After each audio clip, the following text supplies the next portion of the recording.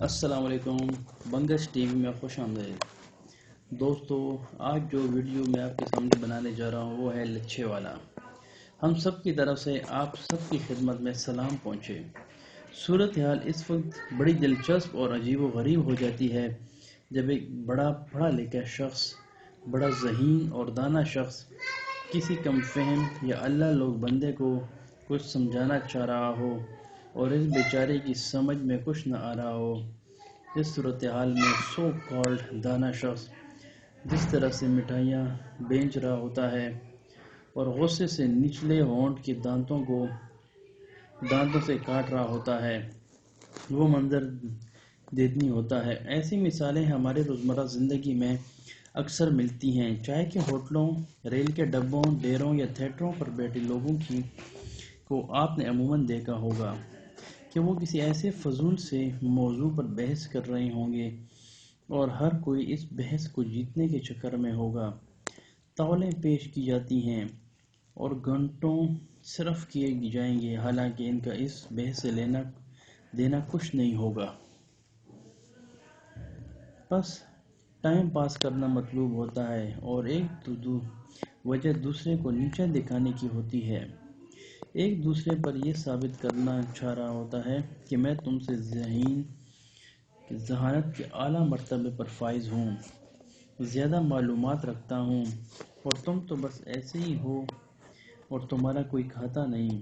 افسر ماتحت پر اس رعب کو جمانے کے چکر میں ہوتا ہے اور ہماری طرح کے بوڑھے نوجوانوں پر بڑائی اور دانائی کا عکس ڈالنے میں فخر محسوس کرتے ہیں۔ میرا ایک ملنے والا ہے، بڑے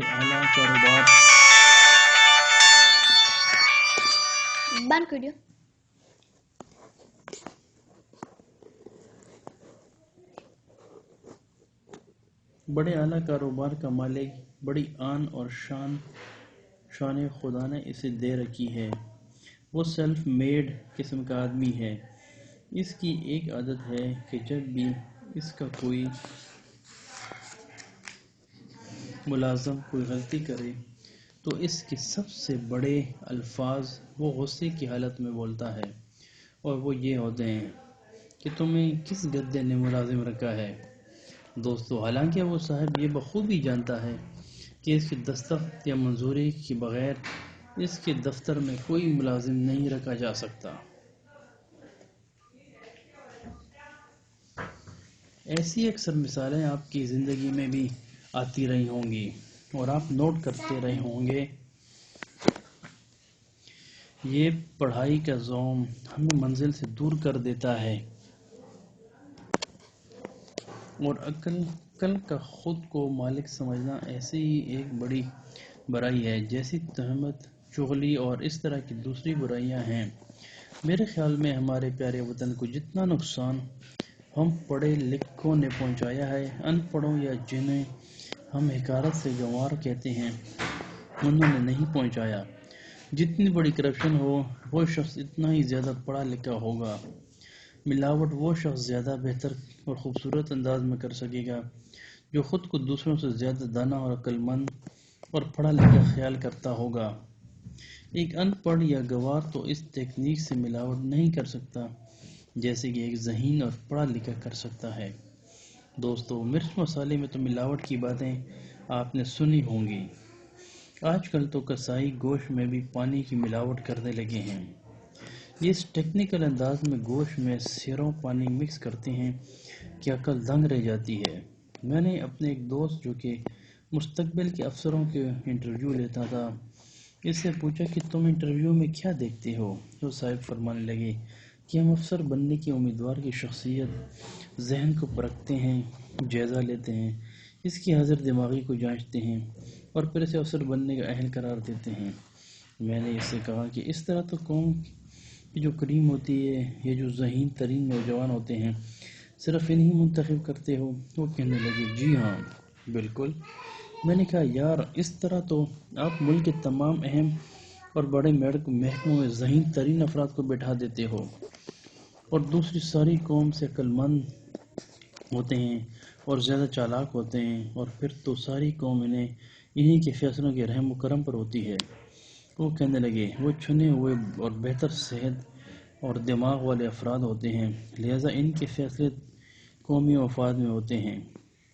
میں نے پوچھا کہ میاں، اگر وہ بہترین لوگ ہیں جو لوگ لوگوں کا پیسہ وسائل ڈکار کر باہر کے ملکوں میں بھاگ جاتے ہیں یا غلط فیصلوں سے قوم کو نقصان پہنچاتے ہیں، وہ کیا عام ان پڑھ، گنوار اور کم عقل طبقے سے تعلق رکھنے والے لوگ ہوتے ہیں؟ اس پر وہ کسیانے ہو کر کہنے لگے، چھڈو صاحب جی، تسی کھیڑی بحث لے بیٹھے ہو۔ دوستو، میرے وطن میں جو گنا کاشت کر کے شوگر ملوں میں بھیج رہا ہے، جو عام کھڈی پر چادریں بن رہا ہے یا مزدور کو بڑا کھڑا کر کے لگا رہا ہے، وہ بھی اس ملک کی تعمیر و ترقی میں اتنا ہی برابر کا شریک اور اتنی ہی عزت کا حقدار ہے جتنا ایک لمبی اور جھنڈے والی کار میں بیٹھنے والا کوئی صاحب بہادر ہوتا ہے۔ ملک و ملت اور دین سے جتنا لگاؤ ایک ان پڑھ دیہاتی کو ہوتا ہے، اتنا شاید ہم پڑھے لکھوں میں نہیں ہوتا۔ آپ کبھی فجر کی نماز کے بعد کسی ان پڑھ عام سے کپڑے پہنے کسی دیہاتی کو اسے وضو اور غسل کے فرائض سے بھی پوری طرح شاید واقفیت نہ ہو،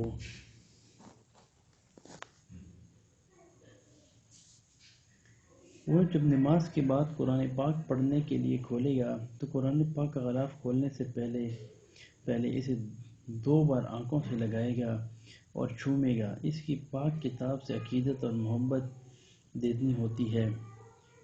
وہ قرآن پاک میں لکھی عبارت کی آیت کے معنی سے واقف نہیں، لیکن وہ جس محبت سے اسے پڑھ رہا ہوتا ہے وہ قابل رشک ہوتا ہے۔ ہم تو صرف ہدایت کرنے والوں اور دوسروں کو اپنی عقل مندی کے قائل کرنے کی کوشش کرنے والے ہیں، جبکہ وہ دیہاتی جنہیں ہم گنوار کہتے ہیں، وہ میری نظر میں ہدایت پانے والے لوگ ہیں۔ خدا عاجزی کو پسند کرتا ہے، فخر، تکبر اور زخم کے ماروں سے اسے کوئی غرض نہیں۔ وہ تو اس کی طرف قدم بڑھاتا ہے جو اسے پیار سے یاد کرتا ہے، سوچتا ہے اور محبت رکھتا ہے۔ وہ تو ایسی نمازوں کو بھی منہ پر دے مارے گا جو پڑھنے کے بعد زہم پیدا کرتی ہوں۔ ہم تو بڑے پرہیزگار ہو گئے ہیں اور ہم نے کوئی بڑا معرکہ مار لیا ہے۔ مجھے ایک واقعہ یاد آ رہا ہے جو مجھے کسی دوست نے سنایا تھا، اب ذہن میں نہیں آ رہا کہ وہ کون صاحب تھے، خیر آگے چل کر ذہن میں ان کا نام آیا تو بتا دوں گا۔ وہ بتاتے ہیں کہ ان کے گاؤں میں ایک سادہ لوح شخص رہا کرتا تھا۔ عام طور پر راتوں کو وہ چوکیدار کا کام کرتا تھا اور لوگ سال 6 ماہ کے بعد اسے کچھ دانے یا پیسے اس کام کے عوض دیتے تھے۔ وہ بڑا نمازی تھا، اذان سے پہلے ہی مسجد جا بیٹھتا، روزے باقاعدگی سے رکھتا، لیکن اسے دین کے حوالے سے زیادہ سوجھ بوجھ نہ تھی۔ بس اتنا پتہ تھا کہ مولوی کے پیچھے نماز پڑھنے سے ثواب ہوتا ہے۔ روزہ رکھتے ہوئے جب اذان ہو جائے تو پھر نہیں کھانا۔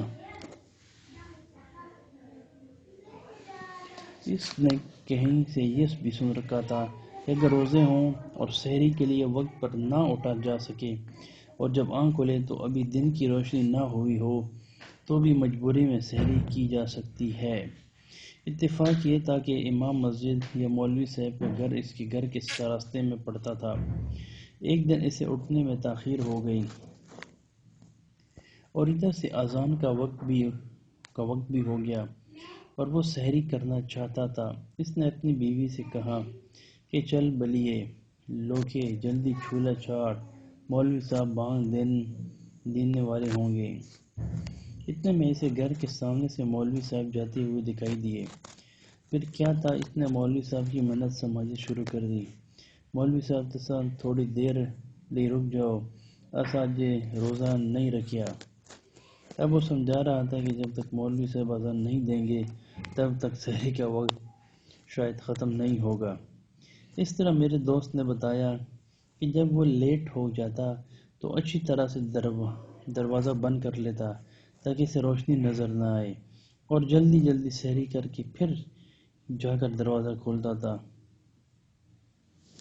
خواتین و حضرات،